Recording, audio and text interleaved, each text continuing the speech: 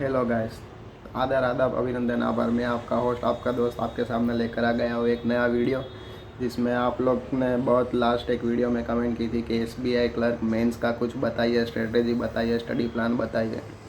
तो आज मैं आपके सामने वही लेके आ गया हूँ। चलिए हम डिस्कस करते हैं।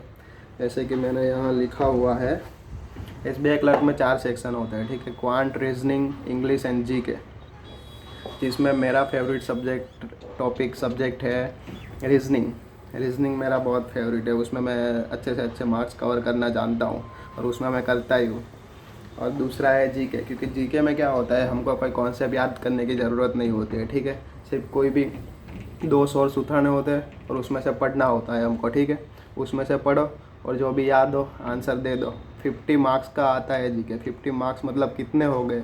एसबीआई का मेंस का कट ऑफ क्या जाता है? ज़्यादा से ज़्यादा मैं बोलूँ तो जाएगा 75, 78।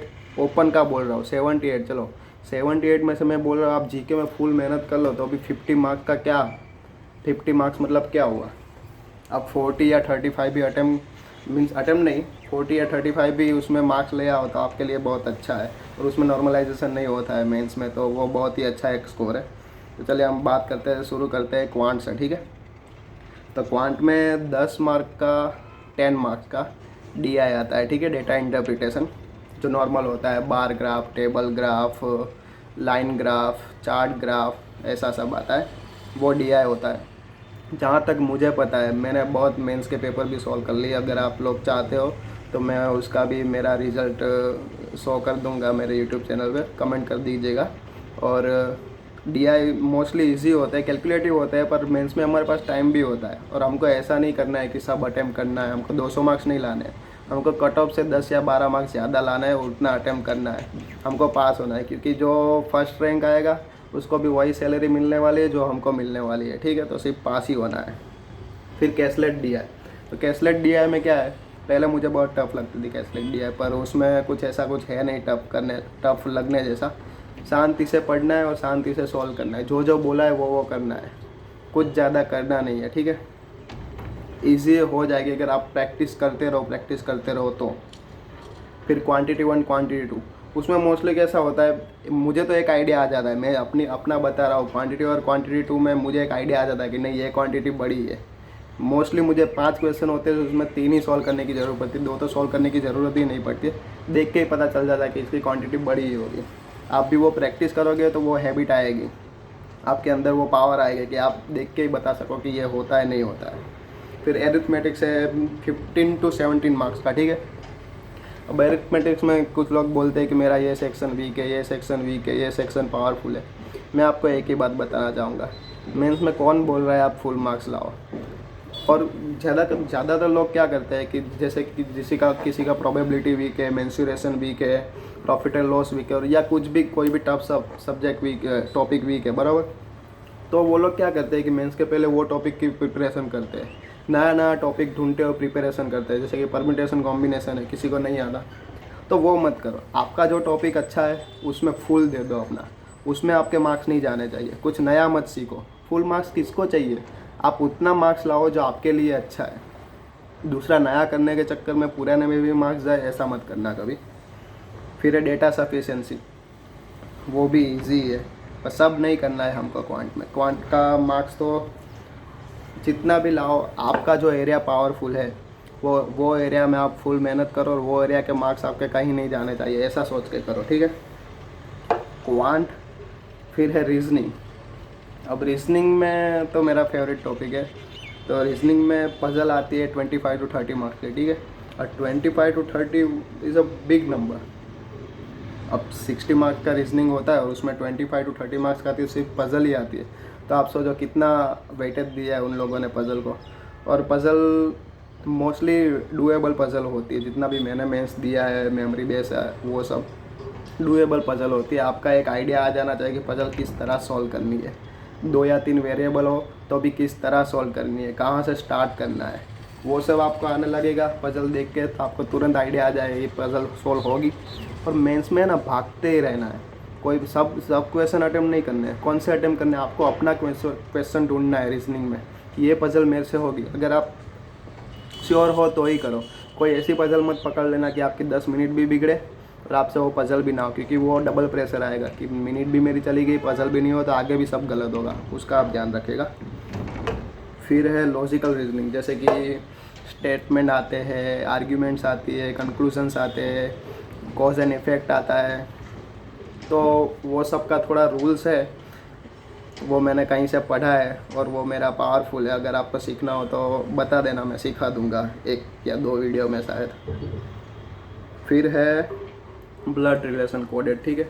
कोडेड ब्लड रिलेशन दिया होता है, जैसे कि percentage is equal to A percentage B is equal to A is mother of B और ऐसा कुछ। तो उसमें भी कुछ करना नहीं है, परसेंटेज लिख के साइड में लिख देने का मॉम, या ऐसा फुल चार्ट बना डालने का, ठीक है। और फिर वो सॉल्व कर देने का। टाइम का कभी नहीं सोचने का मेंस में, टाइम है हमारे पास, सिर्फ एक्यूरेसी ध्यान में रखने का। फिर है इनपुट आउटपुट। इनपुट आउटपुट में मुझे नहीं लगता वो लोग टफ पूछते हैं, नॉर्मल लेवल ही होता है। इनपुट आउटपुट नॉर्मली सॉल्व हो जाए ऐसा ही डुएबल ही होता है, ठीक है। तो ये तो हो गई रीजनिंग की बात। बात है इंग्लिश पे। हम इंग्लिश में रीडिंग कॉम्प्रहेंशन का ही 18 to 20 मार्क्स का होता है, ठीक है।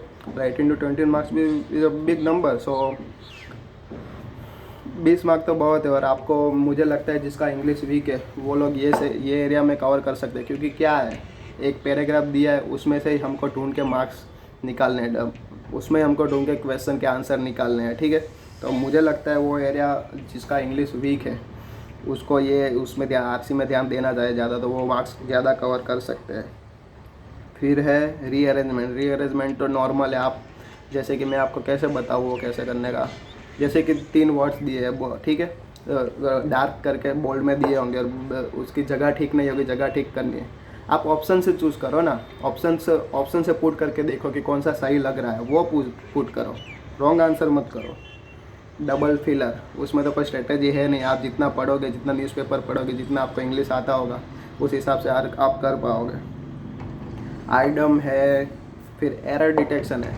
एरर डिटेक्शन में तो आपको पढ़ना पड़ेगा, रूल्स और वो सब पढ़ना पड़ेगा, फिर ही होगा, वरना तो नहीं होगा। बहुत सारे रूल्स है मार्केट में, PDF भी अवेलेबल है, आप देख सकते हो।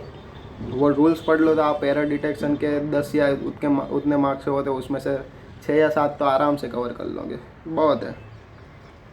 और जीके का तो मैं क्या बोलूँ, जीके का मैं अभी प्रिपेयर कर रहा हूँ ऑलिव बोर्ड में से, ठीक है।